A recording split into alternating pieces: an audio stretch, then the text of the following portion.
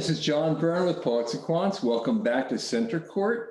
Today we're going to explore MBA careers at three great schools. And I want to introduce you to our panelists today. Regina Ragazzi, who is a familiar face, is the Associate Dean of the Parker Career Management Center at UCLA Anderson School of Management. Welcome, Regina. Good to see you again.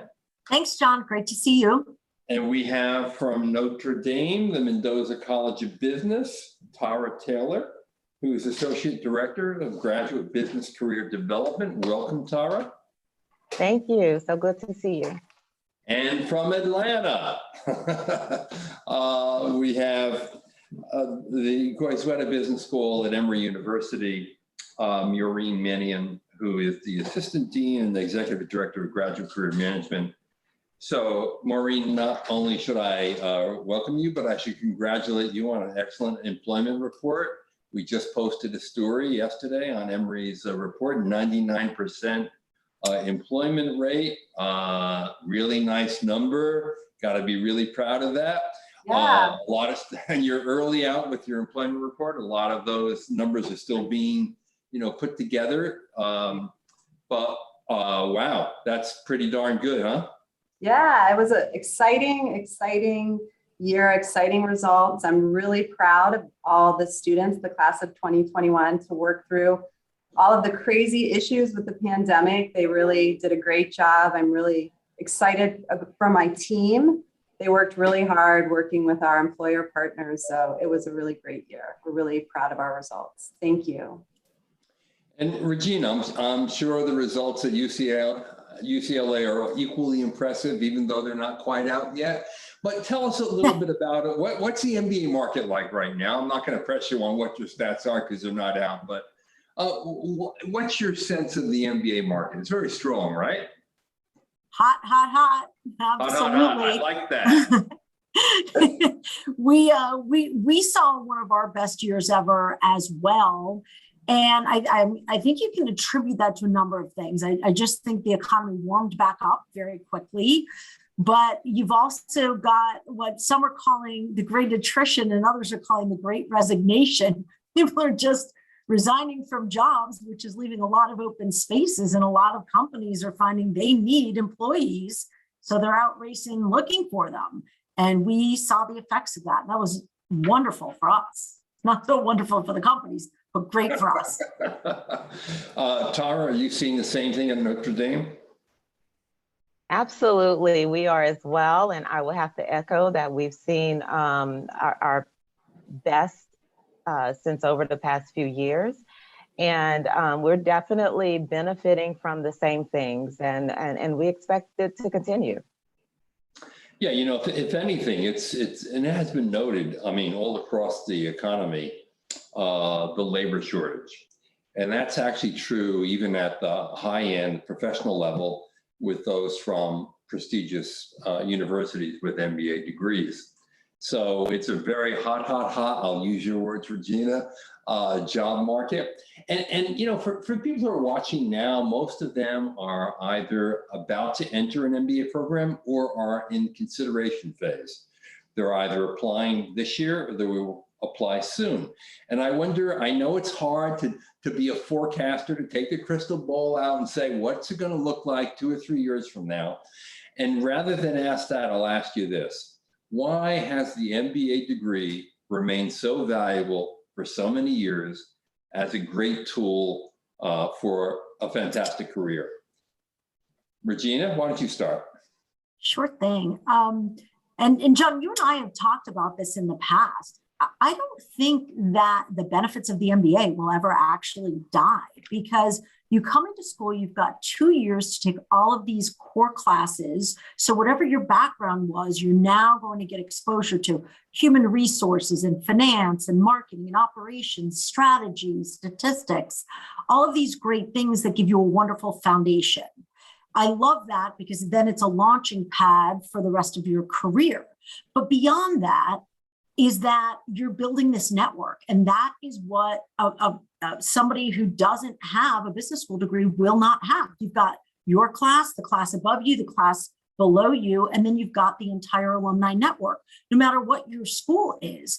So if you have two people up against each other for the same job and they've got similar backgrounds, why wouldn't you take the person with the MBA when they've got all of this to add? Like I've said before, you'll never have to apologize for having an MBA, but you might have to apologize for not having one. I think it's a wonderful degree to have. Yeah, that's really, really good point that you're making. Maureen, are you as bullish on the MBA's future as Regina is?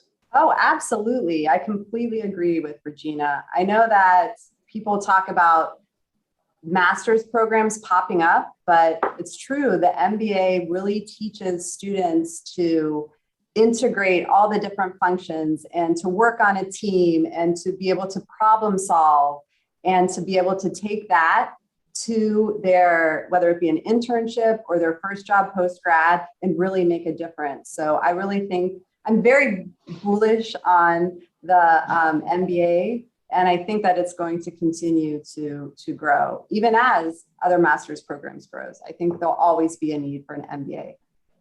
Yeah, and if you look at the research, the statistics show without any question that if you have a graduate degree in business or even in other fields, you're less likely to be unemployed.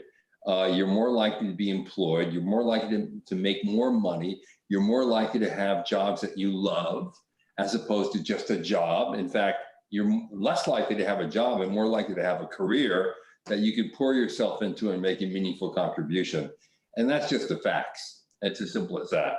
Now, Tara, when people hire MBAs from your school, what do the employers expect from them? So people hiring MBAs from Notre Dame, they expect that they're getting a well-rounded employee. I mean, someone who is really up to speed as far as the technical skills are concerned, but also that have those soft skills that we talk about as well, that they are able to collaborate with others, work effectively on a team. And they have those lifelong networking skills. You know, a lot of times we think about networking as external to an organization, but they're very important internally as well. Here's what I love about the answer. You know, you didn't mention, oh, they're great at accounting or marketing or strategy or finance or statistics. They are people who get things done, period. and Regina, I'm sure that your employers value the same things. You're hiring not just someone who knows the business basics, but someone who knows how to collaborate with others, lead others, get stuff done.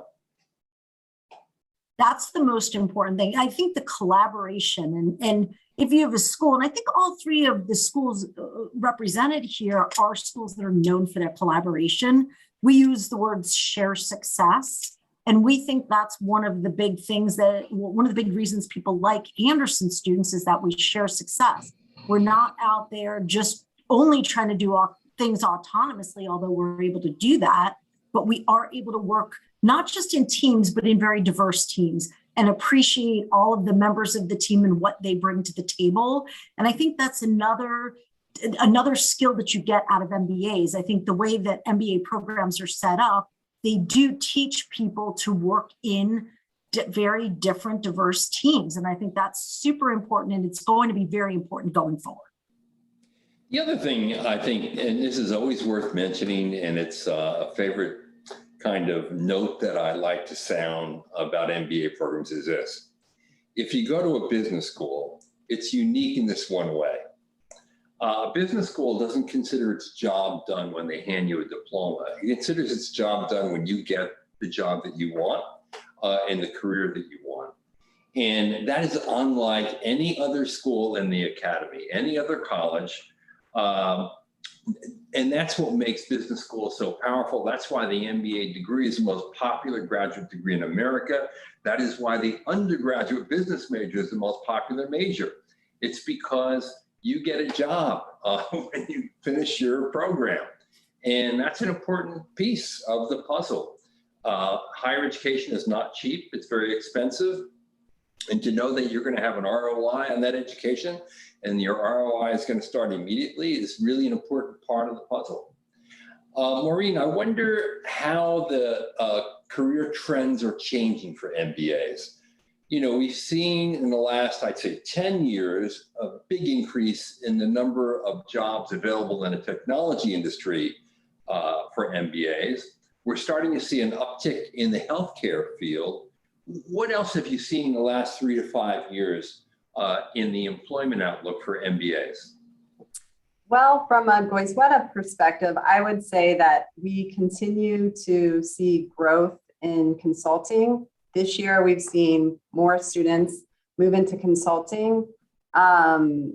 We have seen the growth, as you mentioned, in technology. We're seeing more and more of our alums moving to the West Coast and taking jobs within technology.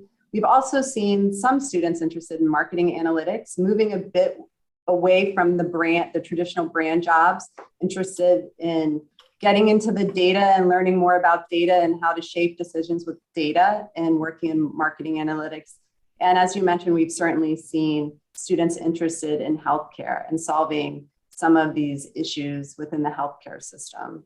So many of the trends that you mentioned, but also a few that we've seen some growth in at Goizueta.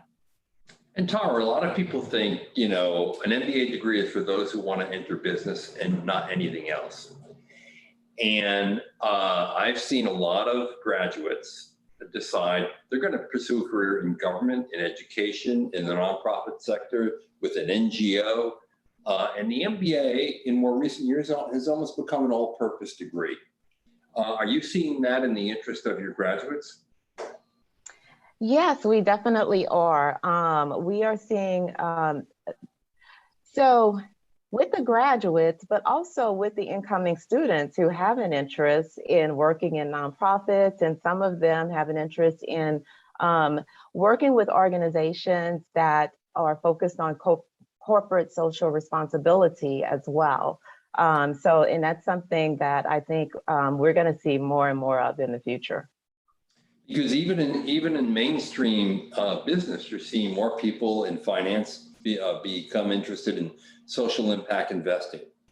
And as you pointed out, more people who are going to more conventional companies interested in sustainability or diversity. The jobs where they can actually have a really solid positive influence, which is a whole other thing. And then at UCLA, you have this massive startup culture, a lot of early stage companies, a lot of startups. The entrepreneurial spirit is very much alive and well. How has that changed what students want to do when they graduate from UCLA? Well, there are students definitely interested in startups, but one of the things I like to say is, you know, would you hire you to get a company off the ground? And if the answer is no, then the student might actually need a solid foundation off which to launch. Now, what's nice about our program is that we have a capstone project, and maybe most schools do, but in ours, you can work with an established company. It could be a Fortune 500, could be a Fortune 100 company. But we could also do what's called business creation options. So students have a chance to work in a team to try to launch a business. And some of them do that just for the experience, that entrepreneurial experience, even though their intention is absolutely to go to a big company to lay that foundation. So I think the entrepreneurial spirit is alive, and there are different ways that people can exercise those options. Another thing is what we call academic internships. Not so much that they're getting academic credit for doing those, but they're doing it during the academic school year.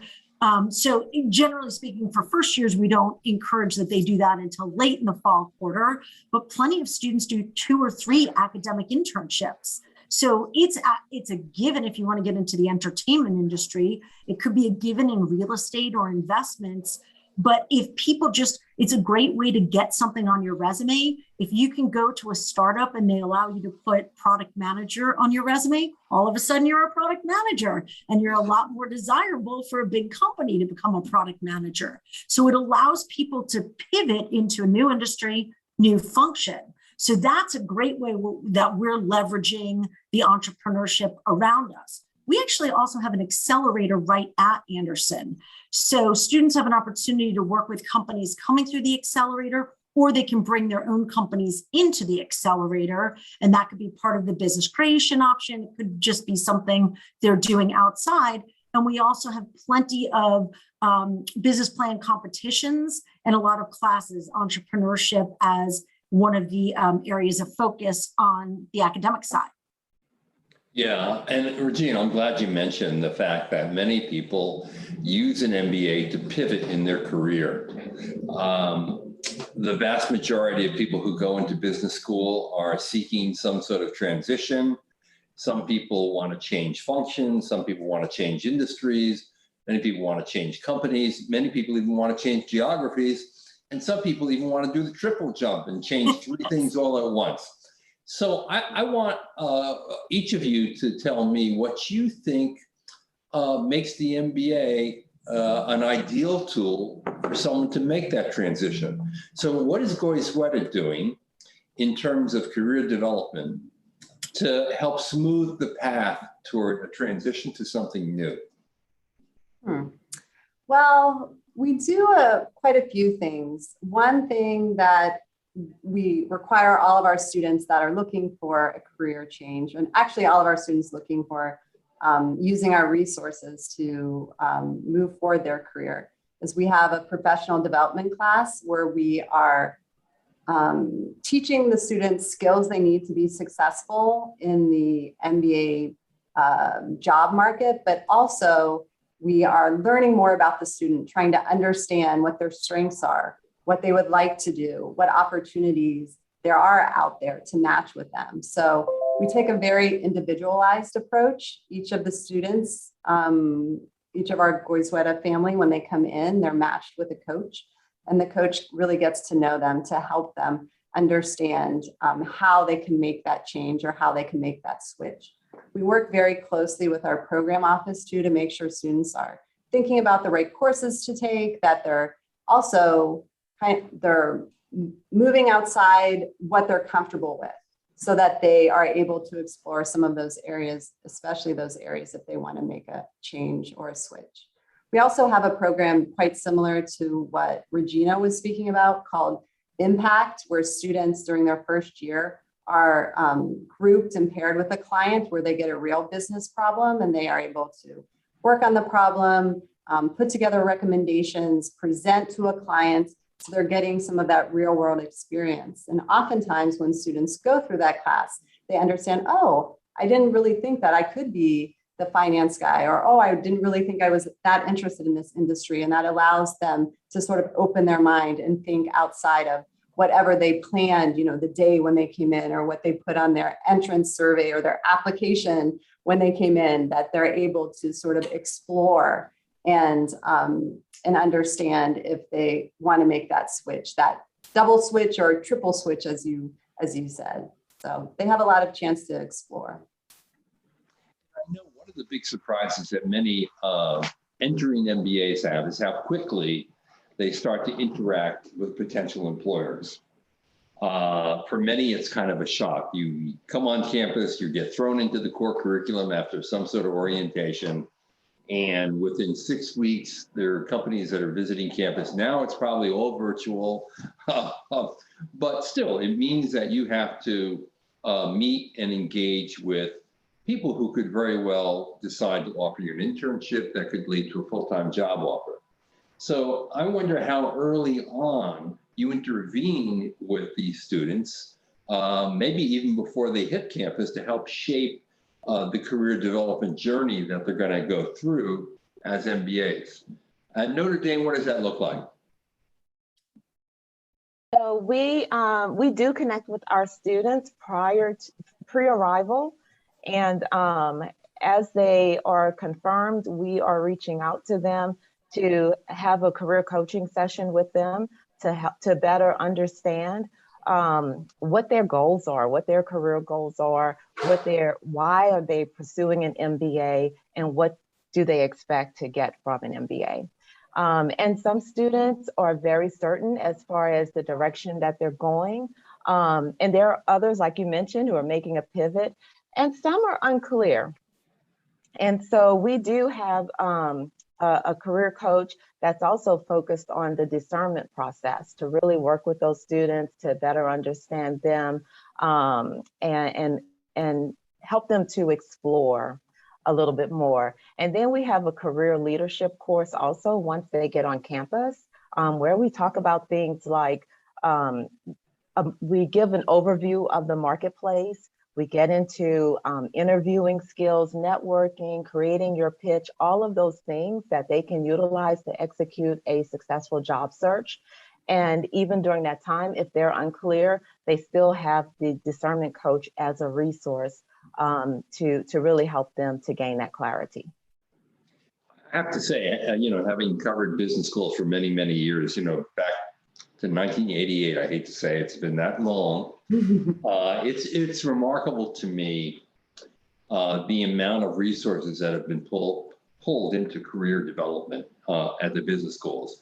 The amount of one-on-one coaching, in those early years, there was very minimal coaching. When it occurred spontaneously. It wasn't as formal as it is in business schools today. Regina, I wonder if all that intervention, all that work, do you think results in something different today than it had done years ago? Well, first of all, I've been in this business to a degree going back to the late 90s, because that's when I was in business school and I went to UCLA Anderson. And I think about the career office, and ours was wonderful. We had a wonderful leader. And so when I came into this role, I wanted to emulate her. But literally at that time, we would go into the career office to kind of sign up with a pencil to attend an event. That was the way that rolled. There was like a library of paper books you can look at to find out about different careers. Mm-hmm. So all of that was what was going on. Now, I think some people were taking advantage of it more than I was. I'll admit that. But the world has changed dramatically on the offerings. And I think one of the things that we've unearthed is just how much of the exploration the students want and need to do, how important that is. So you talked before about how, students come to school and then 5-6 weeks later, it used to be earlier for the schools on a quarter system, which we were. So we implemented a summer session to allow for that exploration. We spend a lot more time on the career work during that summer session when we don't have all the other noise around. And the students also take 2 classes so that they can clear up their calendars a little bit. But this allowed for that exploration. And the exploration comes in 2 forms. It's sort of the self-exploration, like what are my goals? What are the things? What are my values? What is really important to me? What did I love about previous jobs? What did I hate? And then we also introduce them to different industries and functions, and we bring in alums. So we start alums coming to them early, not so much in the corporate presentations, but in panels we called industry function insights panels, IFI panels. And the alums talk about their paths to get to where they are. And I think that's been really helpful because literally students can attend just about every one of those, everything from energy to private equity and everything in between. So I think that's an important thing that we're all seeing in business schools today that just wasn't around because we just weren't paying attention to that. But also, I think it's breaking down the steps in the process, because once you realize that the career search process is the same, whether you're 21 and coming out of college or 45 or 60, the components are the same. You have your resume, your cover letter, your networking, you have to think about interviewing, all of that. So breaking that down and drilling students on that, we're doing a lot more of that than we ever did back in the 90s and even in the early 00s. Jobs were different then. Now, companies aren't so much looking for the all-around athlete. They're looking for people who can start adding value day one, week one. And Right. for students, they have to be able to translate their experience into what those companies are looking for so that they can prove that they can do that. Yeah, So we're really seeing good, a lot more really good focus point. Yeah, totally, really good point. I wonder too how, the program has evolved and changed over the years to meet the needs of those employers. We all talk a lot about the growing need for business analytics, for example, or how artificial intelligence is going to inform companies and their decisions. We've learned very painfully in this past 18 months about how crucial the global supply chain is and how its hiccups in it have created all kinds of problems for companies all over the world. How are these issues being addressed at Goizueta in the MBA program? Well, there definitely is an evolving global business landscape. And we're lucky at Goizueta. We have an amazing leadership curriculum led by retired General Ken Keene that students are required to take. And so they are able to participate in a lot of experiential learning in order to pick up some of those, the leadership elements that they need to be successful in business. We also have a Business and Society Institute that is exploring how businesses can create long-term value while addressing the social and environmental challenges of our time that we've seen recently that are really impacting business today. We just saw with the big Facebook blow up. So we have a whole institute that talks through, how do you work through that as a principled leader? Like how do you deal with these crises? And throughout all of our programming, we certainly integrate any type of experiential learning that we can. So we want students to be able to act and react in situations where they're given a problem or a challenge. We do that even with our career programming. We're making sure that students are actually working on their interviewing in an actual interview and getting real-time feedback and making sure that feedback is integrated in all of the different the business courses. The other thing I think that you teach, all of you, is something that's not only good for getting an internship or your first full-time job offer. You're literally teaching lifetime skills, because how you search for an opportunity, how you use the people, not use people, but leverage your relationships in a networking fashion to gain access to opportunities. Those are skills that are going to serve you well years after you graduate from your business school program, and are as essential to you now as they will be in the future. Tara, can you speak to how you teach people how to network? Because networking in and of itself is it can be a very elusive concept, particularly for people who are not from the United States, who come from other cultures where that is not as common or as easily understood. Yeah, so that's a great point. With our international students, we start talking about networking really early on, pre-arrival. As a matter of fact, during the summer, we had a session for them so that we could start planting that seed that securing a job in the US is going to be very different than what you've experienced up to this point. And it's valuable information even for our domestic students. I mean, many people are just not comfortable reaching out to someone that they don't know. And so we really try to start with the warm network. Let's start with the Notre Dame alumni. So as a part of the career leadership course, there is an opportunity for them to connect with a corporate advisory board member to practice those networking skills. And then we, of course, that the conferences come around really early. And so we do a lot of prep work around the conferences so that they're prepared to go to those conferences and to network. So it's about providing them with sample templates as far as, what would a networking email look like? And then also talking through what is that conversation and the types of questions that you want to ask. You want to make sure you're not asking questions that you can easily find on the website, but questions that's going to give you insight into the individual and the corporation.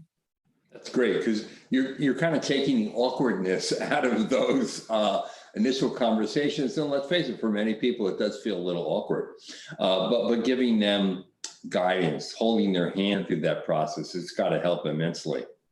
Now, you mentioned one thing that I want to address, because a lot of people who are tuning in are tuning in from other countries all over the world.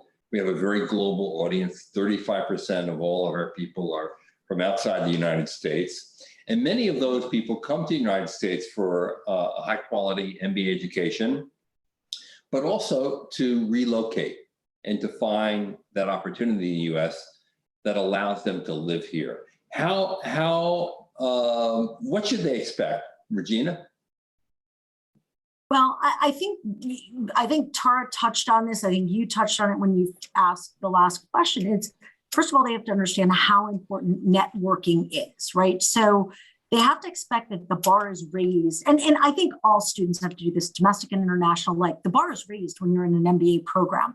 This is unlike graduating from college and finding that first job. So that's the first thing. The second thing is, yes, it is super important to network, because otherwise your resume could be at the bottom of a 400 resume pile. So how do you move that resume to the top of the pile?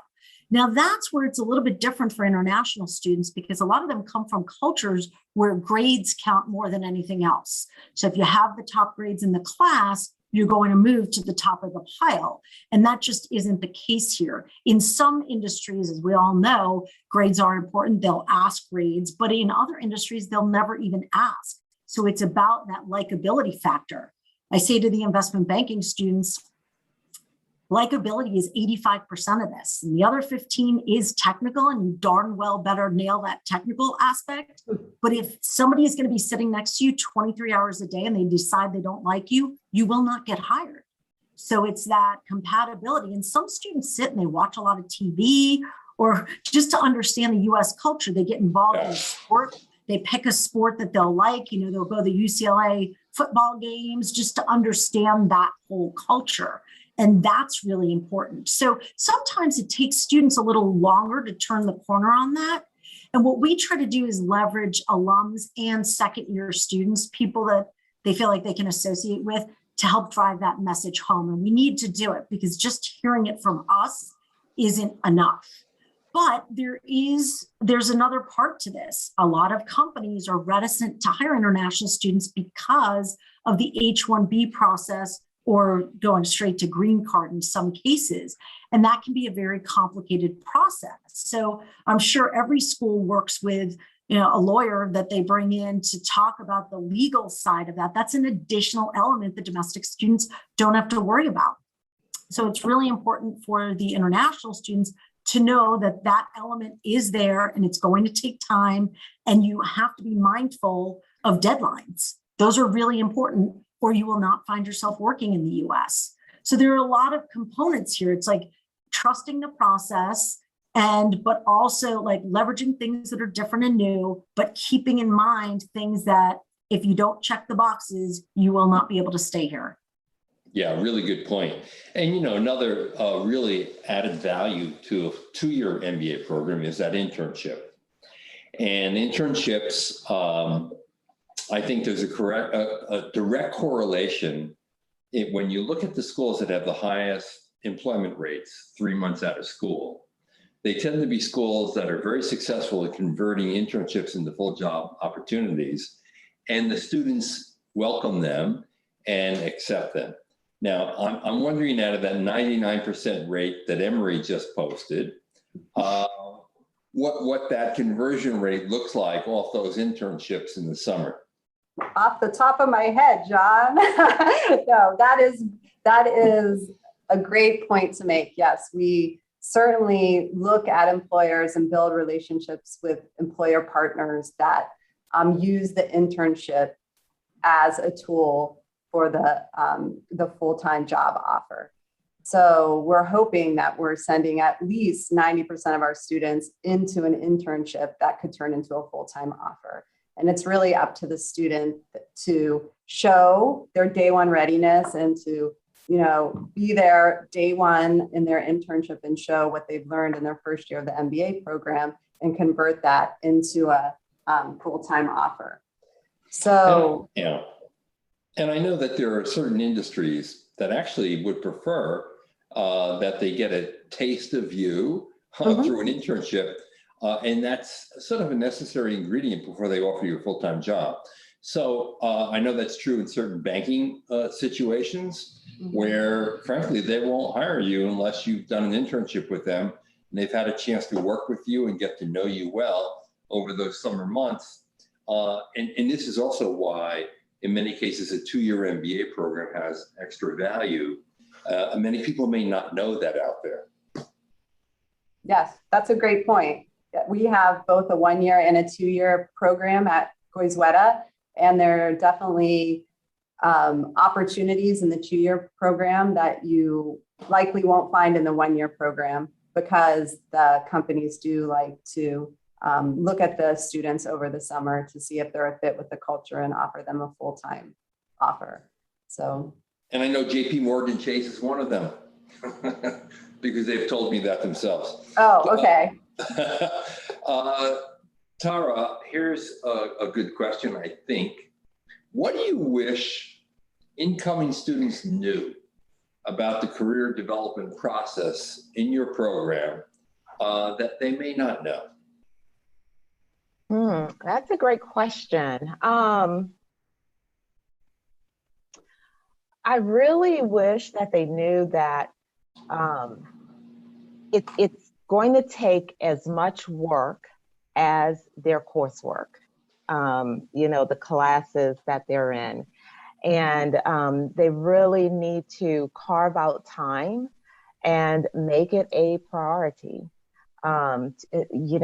Make it a priority to network with so many people per week. Make it a priority to, if you are in that discernment process, that you gain clarity within a certain period of time so that you are available when those employers come on campus, whether they're coming on campus or it's happening virtually. But yeah, I think that is the biggest thing, carving out time for the job search and so that you can be successful, whether that's in securing an internship or that full-time role. And Regina, I'm willing to bet that your answer would be very similar. It is, but I would add, you got a lot of work to do. That's the one thing I wish people knew, because they come in, I got this. And you're like, let's see how many iterations of your resume you do from the beginning of your time at school to the end of your second year. It's amazing. Yeah, because it's true that even though you can get an MBA and graduate from a prestigious school, that doesn't mean everything is handed to you on a silver platter. You got to work for it. It's a competitive process. A lot of doors will open. You will be flattered. I always say that after you get your admit letter and you have that wonderful cloud 9 that you're floating on, the second great feeling is knowing that there are companies out there that want you, that will pursue you and desire you, but you got to put in the research, you got to put in the effort, and you got to put in the passion to make it happen. And all three of you are helping the students make that happen, I think. Maureen, if there's one thing you would wish incoming admits knew about the process, what would you say it is? Well, I love the other two answers. I definitely say, I don't have a job drawer. It's a lot of work. Students really need to come in ready to work, but a unique piece of advice I would give is to sort of keep your blinders on, keep your eye on the prize. Sometimes we see students, they see companies come early to campus and they decide to apply to this, apply to that. But if they really know what they want, they need to know what their timeline is. We work with them. We make sure that they understand what they need to do to be successful, but don't let all the shiny objects take you off of that path. you really can be successful, but you need to not worry about what your teammates doing, not worry about that your friend got 2 offers last week. You need to focus on, what you really want to do and why you came to the program, and follow that path. Emory, what separates those who are most successful in getting exactly what they want from those that may have to occasionally settle for something else? Wow, that's a great question. That is a really good question. Well, getting to know a lot of our students, it's the ones that, as we talked before, that they sort of schedule the time and put their timeline together. They know where they are in the process. The ones that have talked to alums and have done the research and know when the recruiting happens and the steps they need to do to make sure that they are at the top of the resume bundle and that they're at the top of the list. So it's really the ones that educate themselves, learn a lot about the process early, and sort of keep themselves on track. And that also, when I say keep themselves on track, that means checking in with us, checking in with your coach along the way, making sure that you are where you're supposed to be during the year, even when you have a lot of exams, when you have all your other classwork, making it a priority. And when they do that, then they are successful and they do get that job. I'm not going to say the dream job, because it's not always the dream job right after graduation, but putting them on that path to where they want to be. And Regina, I often think that one of the keys here is the earlier you know what you want, the more likely it is that you'll get it.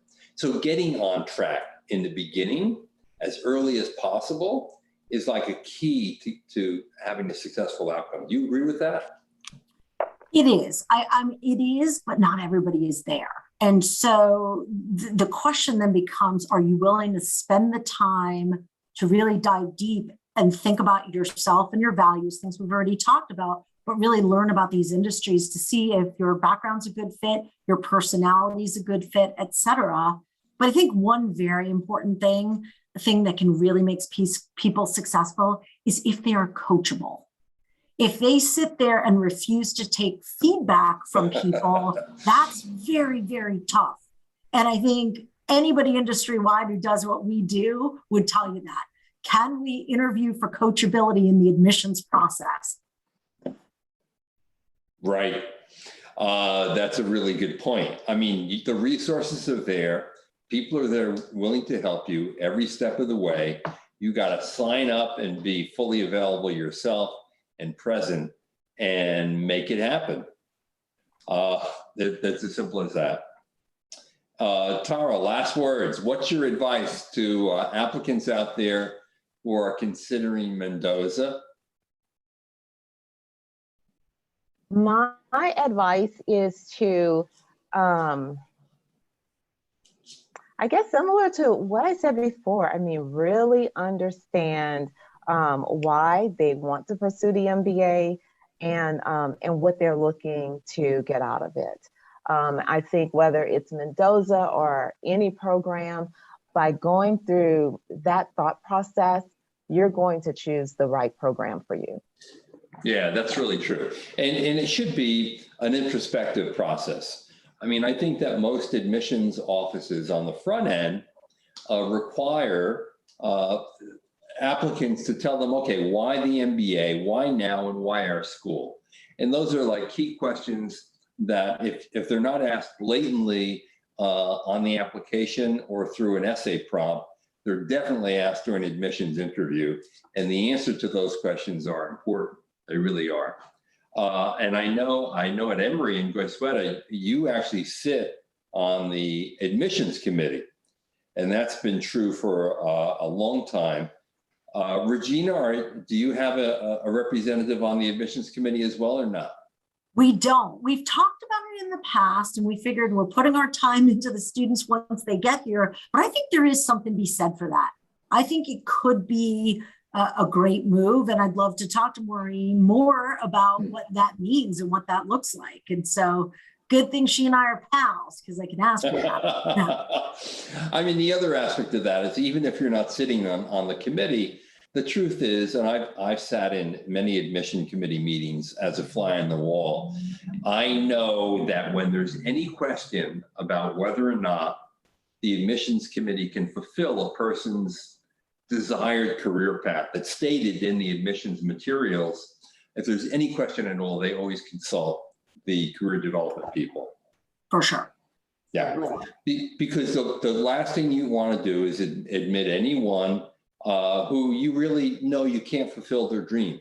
You don't want an unhappy outcome. You don't want a disappointed graduate. And that's a core to a successful outcome, which is a wonderful thing. Well, what a joy it's been and a privilege to spend this time with all three of you. Really want to thank you for participating, for sharing your perspectives and your views. I hope that everyone who's listening to this gets a real feel for what they need to do to get on track as early as possible to secure the most successful outcome they can from their MBA program, no matter where they go, whether they go to UCLA, Notre Dame, or the Goizueta School at the Emory University. So thank all of you, really appreciate it. Thanks for having us, John. Yeah, Thank you. John. Thanks been a real everybody who's pleasure. watching. It's really been a real pleasure. All right, this is John Byrne with Poets and Quants. You've been watching our Senate Court seminar on MBA careers.